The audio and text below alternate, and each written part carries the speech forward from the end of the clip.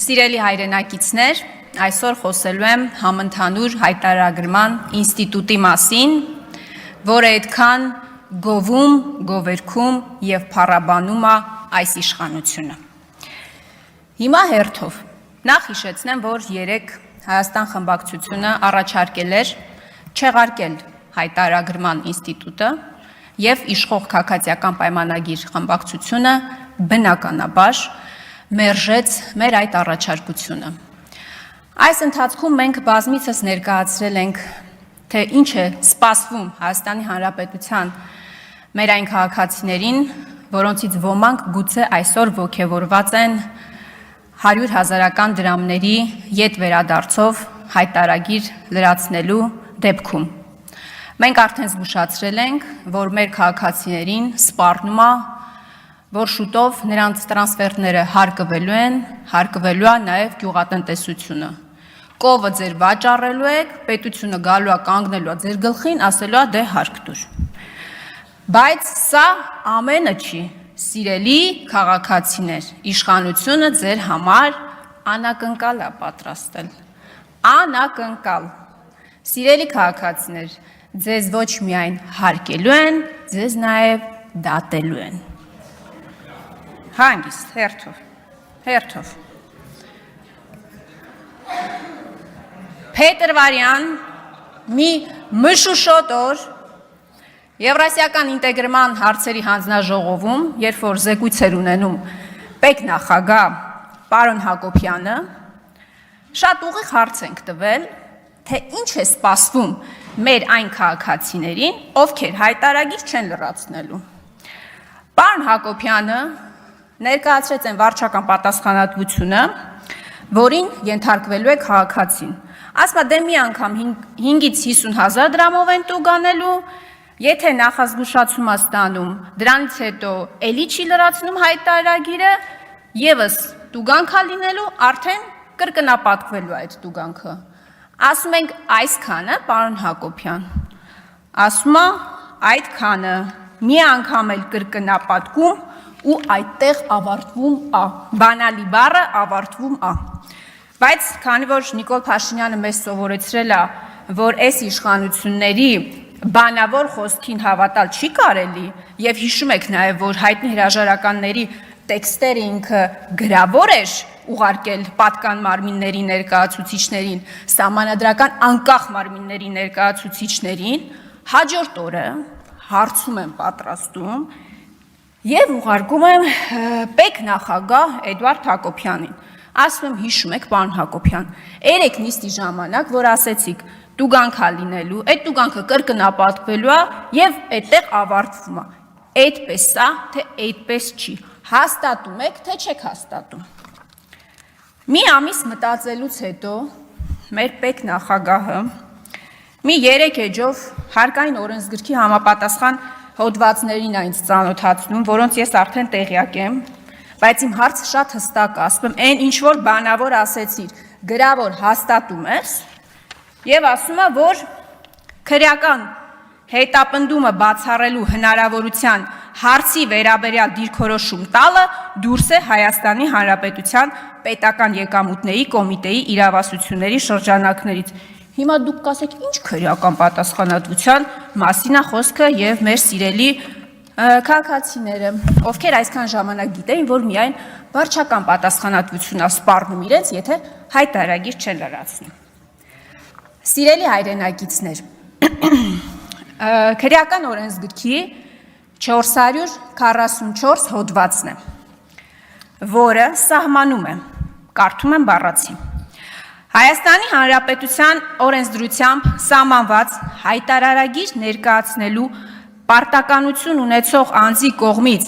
հայտարարագրում կեղծ տվյալներ ներկայացնելը, հայտարարման ենթակա տվյալները թաքցնելը կամ հայտարարագիր չներկայացնելը, առավելագույնը 3 տարի ժամկետով ազատազրկումը և նաև ուզում եմ բառացի կարդալ 2-րդ հոդվածը։ Հայաստանի Հանրապետության օրենսդրությամբ սահմանված հայտարարագիր ներկայացնելու պարտականություն ունեցող անձի կողմից հայտարարագրում կեղծ տվյալ ներկայացնելը կամ հայտարարման ենթակա տվյալը թաքցնելը որը հանգեցրել է առանձնապես խոշոր չափերով գույքի կամ եկամտի կամ ծախսի չհայտարարման, պատժվում է ազատազրկմամբ 3-ից 6 տարի ժամկետով։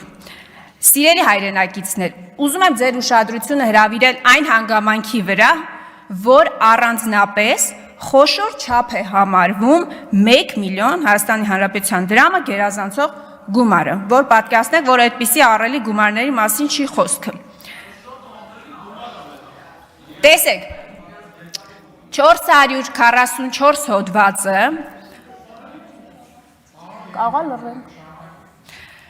Քրեական օրենսգրքի 444 հոդվածը ասում է հայտարարագիր ներկայացնելու պարտականություն ունեցող անձի կողմից։ Այստեղ չի ասվում, որ խոսքը պաշտոնյայի կողմից հայտարարագիր չներկայացնելու մասին է։ Այսօր բոլորը պարտավոր են, ոչ բոլորը, բայց մեծամասնություն Հայաստանի Հանրապետության քաղաքացիների պարտավոր է ներկայացնի հայտարարագիր։ Շատ լավ, պարոն Հակոբյանը, քանի որ չի կարողանում հաստատել իր խոսքը, բանավոր արտաբերած խոսքը, ինչ եմ անում ես, հարցում եմ ուղարկում մեր սիրելի գլխավոր դատախազին, ասում եմ տիկին գլխավոր դատախազ ջան, կա քրեական հոդված 444-ը, քանի որ մեր ՊԵԿ-ի նախագահ չի կարողանում պատասխանի այն նույն պնդումները, որոնք անում էր հանձնաժողովի նիստի ժամանակ, չի կարողանում եւս մեկ անգամ վերահաստատի իր խոսքը, խնդրում եմ դուք ասեք, արդյոք մարդը կենթարկվի քրեական պատասխանատվության, եթե հայտարարագիր չլրացնի կամ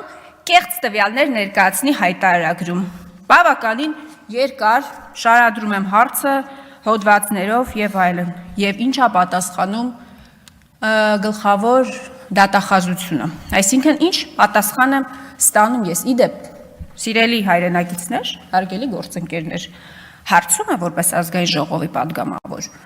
ուղարկել եմ տիկին Աննա Վարդապետյանին, բայց տիկինը չի բարեհաճել պատասխանել հարցմանը։ Հարցմանը պատասխանել է արդարադատության 3-րդ դասի պետական խորհրդական Եղիազար Ավագյանը։ Ինչ է ասում Եղիազար Ավագյանը ազգային ժողովի, ինչ է ասում Եղիազար Ավագյանը ազգային ժողովի պատգամավորի հարցմանի պատասխան, որ ուշադրություն, որ ձեր կողմից բարձրացված հարցի վերաբերյալ դիրքորոշում ներկայացնելը, ուշադրություն եւս մեկ անգամ, դուրս է ՀՀ դատախազության սահմանադրական լիազորությունների շրջանակից հարցման պատասխանը։ Դատախազության հարցման պատասխանը։ Դատախազը ինստիտուտ է, որը հանրային քրեական հետապնդում է հարուցում որևէ անձի նկատմամբ որևէ արարքի համար։ 3 ամիս շարունակ մի պարզ հարցի պատասխան կամ բացառում կամ հաստատում ես այդպես էլ չեմ կարողանում ստանալ։ Արդյոք քրեական հետապնդման են ենթարկվելու մեր այն քաղաքացիները, ովքեր հայտարարագիր չեն լրացնելու կամ սխալ հայտարարագիր են լրացնելու։ Հիմա օգտվելով այս հրաշալի հնարավորությունից, քանի որ մեր երկրի դատախազը, դատավորը, վարչապետը, Մսով ճաշի մասնագետը, հեծանվորդը, մեր ամեն ինչը Նիկոլ Փաշինյանն է, հրապարակային ձևակերպում եմ հարցս եւ ակնկալում եմ հստակ պատասխան, շատ հստակ պատասխան եմ ակնկալում, Հայաստանի Հանրապետության քաղաքացին դատվելու է հայտարարագիր չներկայացնելու համար, այնպես, ինչպես սահմանում է քրեական օրենսգրքի 444 հոդվածը։ Շնորհակալություն։